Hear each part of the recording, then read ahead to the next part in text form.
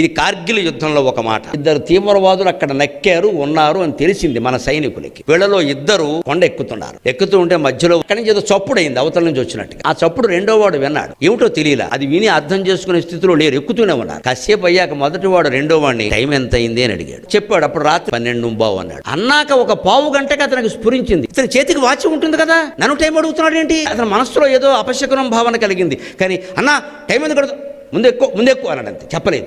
అవతలకి వెళ్ళాక అవతల ఉన్న ముగ్గురు తీవ్రవాదులను మట్టి పెట్టాక విశ్రాంతి తీసుకుందుకు అవకాశం దొరికాక చెప్పేట, ఇందాక టప్మని సౌండ్ వచ్చింది చూసావా, ఒక తుపాకీ గుండు నా చెయ్యిని తాకింది, వాచి ఉన్న చెయ్యి విరిగిపోయింది, ఆ చెయ్యి ఇదిగోని సంచిలోంచి తీసి ఇచ్చాట. వేలాడుతున్న చేతిని తెంచేసి సంచిలో వేసుకుని మళ్ళీ పర్వతం ఎక్కిన సైనికుడికి ఏం చేస్తే రుణం తీరుతుందమ్మా, ఏం చేస్తే రుణం తీరుతుంది? మన బిడ్డలకు వాళ్ళ పేర్లు పెట్టుకుంటే రుణం తీరుతుందా?